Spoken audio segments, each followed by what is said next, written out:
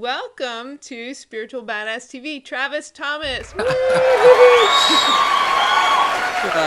Thanks for having me on, Debbie. I'm really excited to be here. I'm really interested in talking to you and hearing this story of yours. Story about picking up and leaving a perfectly good job, a secure job, and taking off like a crazy nomad with five kids in the car, I think. Well, three kids, but five of us total. Three kids, five humans, and you're responsible for this crazy adventure. Um, we're ready to move on. What's the plan? We're like, well, we don't really have a plan, but we know it's time to move on. I love hearing about this because so many people have these little inklings. They want to do something. They have an impulse, but they're afraid. It's that damn four-letter word fear that stops them in their tracks, right?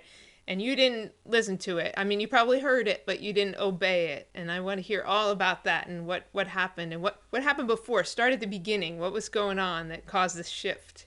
Probably about 10 years ago. 10 years ago, I was working for an internet company, and we had just moved into our dream house down here in Florida, and our second child was on the way. And I got laid off. Like everyone on my team at the website got laid off. And it was this moment of like, what do I do now? And I was actually ready for a new job or a new career, but I didn't know what it was going to be.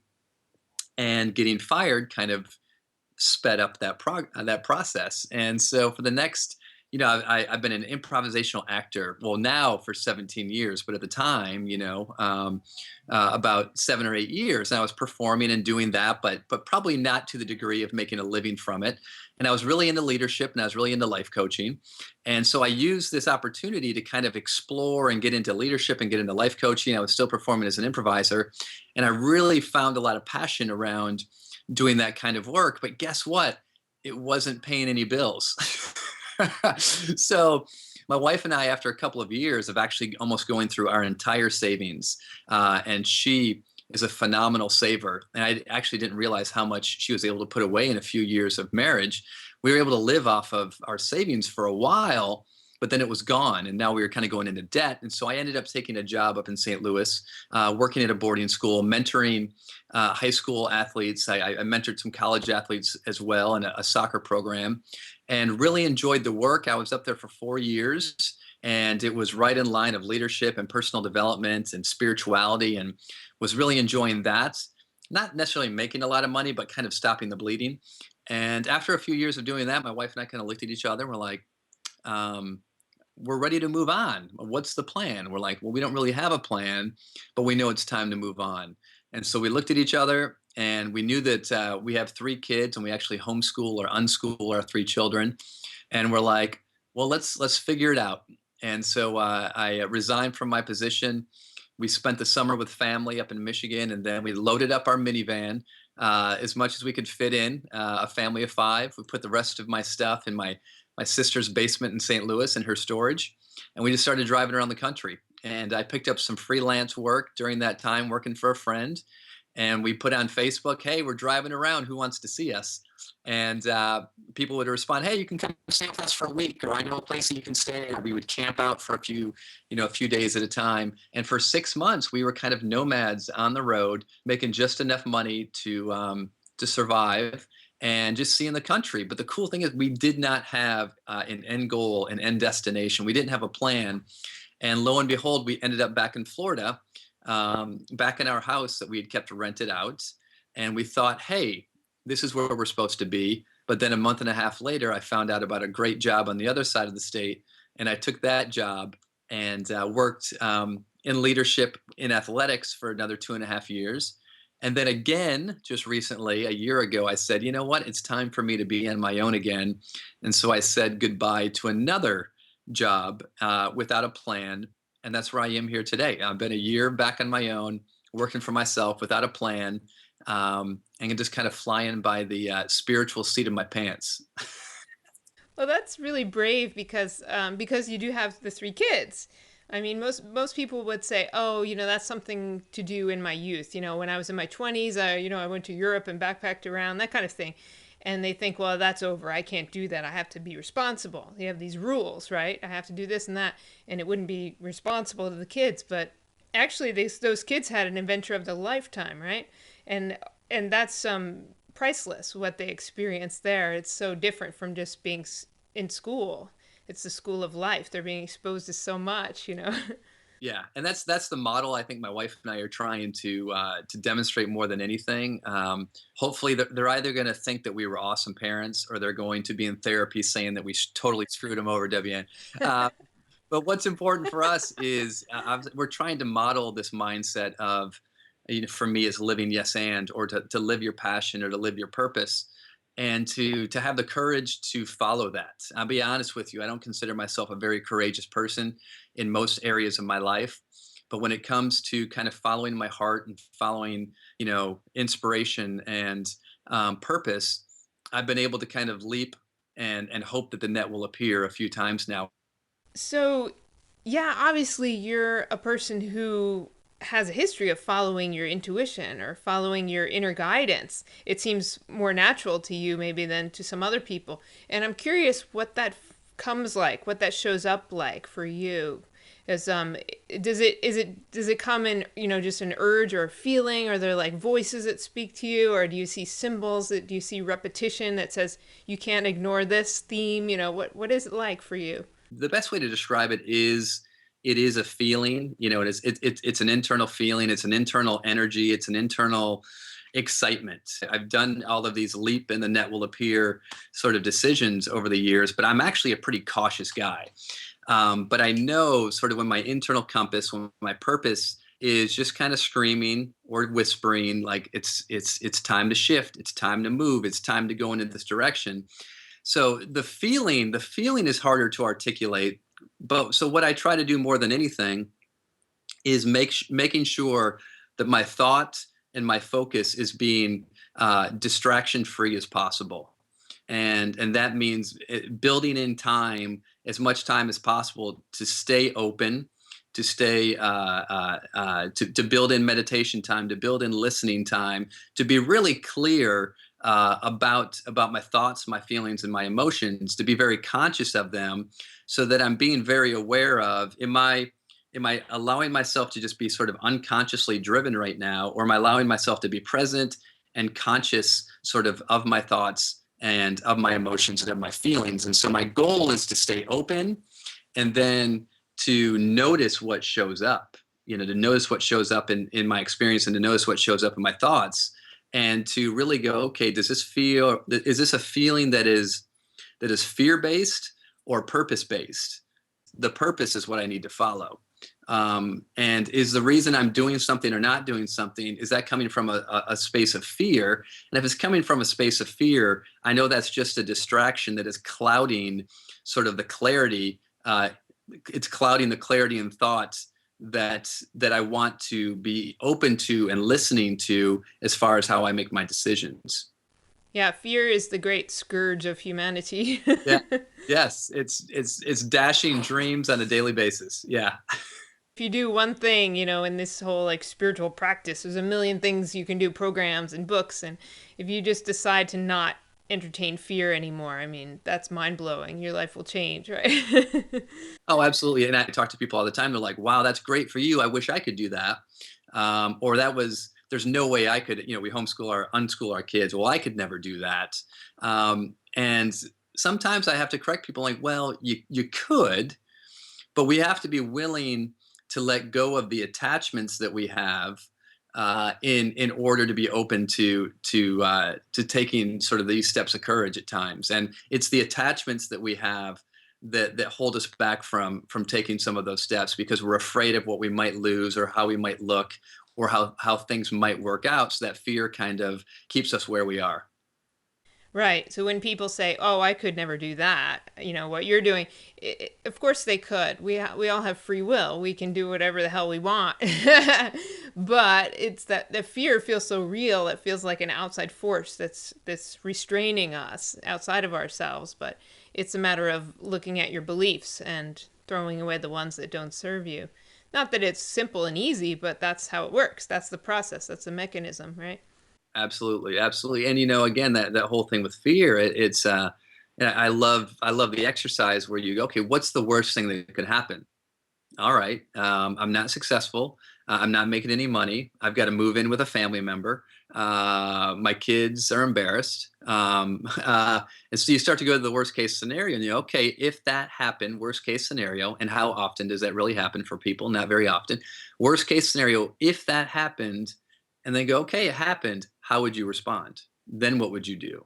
Would you recover? Would you rebound? Would you dig your way out of the hole? And the answer, I think, with most people is yeah, I would, and I've demonstrated that before. And so if you can look the worst case scenario in the face and go, okay, if that's the worst case scenario, I could handle that. And then that helps you get over that fear a little bit. Yeah, I love that. I do that myself and I help people do that. Extrapolate the fear, draw it out. Because usually we're so afraid of the fear that we want to sweep it under the rug. We're like, oh, don't look at that. So what you're advocating is awesome. Just look at it. Well, what's so bad about that? What's the worst thing? Then what? Then what? Then what? And it always comes down to, and I would die. And which cracks me up because I know there is no death. Oh, I'm gonna die. Well, I'm gonna die anyway. I'm looking forward to it, not in a morbid way, but Right. It's the next adventure. we're just saddled with this fear. It's our human thing. We're walking around with it. It's part of the game, and the sooner and the more of it we can toss, the better life is. So you're a shining example of that. And of course, once you get well, once you get a few successes under your belt, Yeah, right. you have a few experiences like, okay, that didn't go so bad. Actually that was pretty cool how that worked out when I leapt. Sometimes you have to ask yourself, do I have a net? Because you don't want to throw yourself off the cliff if you don't feel like you have a net. And there's a part of you, Travis, that knows you have a net. And so for other people, it might be a matter of cultivating little by little, a small net, a small jump, just jump down a foot or two, and then try something before you go big, right? Baby steps. Yeah, exactly. I don't advocate people being silly or being irresponsible. And people might, and I don't have a trust fund that I'm relying on. I'm sure people have thought at times like Travis, he doesn't work a whole lot. He must be a trust fund child. And I'm like, oh, I wish I were, but I'm not. But it's the question I ask myself a lot, which is, do I trust myself? Do I trust my own ability? Yes. And bigger than that, do I trust God? Do I trust love? Do I trust the universe's care for me?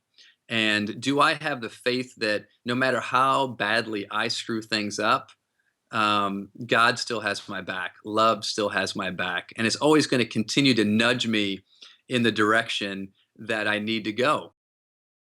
The nudge is always going to be there. So I can screw up as poorly as possible, but I'm always going to be one shift away from being back on purpose, being back on the path. Right. It's like GPS. It corrects. Like recalculating the route, recalculating no matter how far off you get, it'll recalculate for you your guidance. In the trip from, let's say, the US to England, during that journey, the ship is only on the correct path maybe 10 to 15% of the time. The rest of the time, it's just tacking back and forth based on the GPS. So up too far left, tack back right. Too far right, tack back left. So it's constantly off track, but that overall compass, that GPS, just keeps gently guiding it back into the right direction. But and I think that's my life most of the time. Most of the time, 80% of the time, I know I'm not exactly on track, but I'm going to be kind of gently nudged back and forth how to sort of course correct along the way. Right on. I've heard the same analogy with airplane travel too.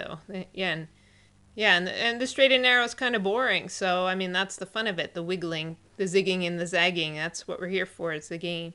And I think the Earth game is set up so that we're here in the physical form, but there's this bigger part of ourselves, our higher selves. It's non-physical, right? And that part's like up on the mountain calling the shots. No, go left, go right, go backward, do a somersault, And we're like, okay, okay, and we just that's our job, and it's more fun, and we get what we want that way if we allow that instruction to come through. Yeah, yeah, and just embracing the mystery. Yeah, right on. So what is this live, yes, and what does that mean? Yes and itself comes out of the world of improvisation. So anyone that has ever taken an intro improv class or any seasoned improviser will tell you that the the foundation or the basis for all improvisation are these two words, yes and. And this is what yes and means in the world of improvisation. Yes is acceptance, of an idea or an offer. So Debbie, if you and I are doing a scene with one another, and I say, Debbie, look out, that train is coming right at us. And all you have to say is yes, yes, it is. And you're going to give me new information based off of the idea I gave you. Yes, yes, the train is coming, and it's purple and green polka dotted. Yes. And it looks like there's a disco party happening on the train. It's the Soul Train, clearly. I love Soul Train. And uh, so, so all we did there, all yes and is from an improvisational standpoint, is you and I are playing catch with one another. I give you an idea, you accept it with yes, yes, I accept your idea, Travis. And I'm going to build off of your idea with relevant information based on what you gave me. And then I'm going to say, yes, I accept your idea back to me. And I'm going to build off with more relevant information based off of the new information that you gave me. And so you and I are just telling a story like this: yes, and, yes, and, yes, and, yes, and. So the yes is acceptance, the and is your response. And that's all improvisation is. So if I were to say, Debbie Ann, this train is coming right at us, and you go, no, it's not. It's not even a train. It's a bus. So now it's like, oh, what do I do with that? So you end up having this scene that is competitive, or no, that's stupid. So as an actor, you've totally shut down my idea. You've blocked my scene, and now we're stuck because I'm like, oh, okay. And so it's just is if you say you can say yes and to anything, and that's what the collaboration is all about. I love it. And that's what you're doing with the universe. It's this vibrational volley. Something shows up and you go, okay, yes, that's there. And am I going to respond to it? Or am I going to focus on something else? But that's beautiful. I love how you've taken improv acting and applied it to, life or spirituality, if you will. You exactly nailed it with the sort of whole yes anding what the universe is giving you. And so the reality is, again, I looked at this from in a corporate aspect, from an athletic aspect, and then from any relationship that someone has. And the reality is that life is continuously giving you new information, and everything that happens to you is an opportunity for you to say yes and to it. Because the reality is, you cannot progress in anything until you say yes, right? You can't progress into, and I always have to say, you don't have to like what is happening to you, but you can't make any progress with it until you say, yes, this is happening. Yes, I'm sick. Yes, I've been laid off. Yes, my relationship is not working. Yes, yes, yes. The and is where we have power. And that's why purpose is so important. When you have a clear idea of what your motivation is, or what your purpose is, or what your intention is, or what your belief system is, when you're really clear on that, what your spiritual foundation is, you can yes and anything, because the and is how you're going to respond to life's challenges and life's adversity. The only thing we ever have to do is say yes to what's happening, and then choose your and response that has power, purpose, and intention behind it. And there's nothing we can't overcome if we have that mindset. Right on. That's the spirit. That's the spiritual badass way. Yes, yes, it is. Yeah, in a way, you and I are doing the same thing in our own styles. This is one of my books, why Evan Griffith loves it so much. Resistance is futile. It's about going into this neutral place first, and going into non resistance, just looking at, okay, accepting what's going on before you can move forward. So it's like shifting gears in a transmission. You got to go through neutral before you go into drive from reverse. Just makes sense. Yeah, I love that.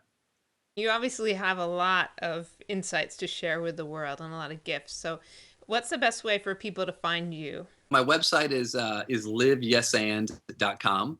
I'm also on social media. I'm on Facebook, Twitter, Instagram. I try to do 4 or 5 periscopes a week, usually about 10-minute periscopes where I share an insight or an inspiration every day. And my book is coming out as an ebook called 3 Words for Getting Unstuck, Live Yes And I love connecting with people. And I also do a weekly podcast each week called The Weekly Yap, the Weekly Yes and Podcast. Well, thank you so much for coming on and sharing your story and your insights with everyone.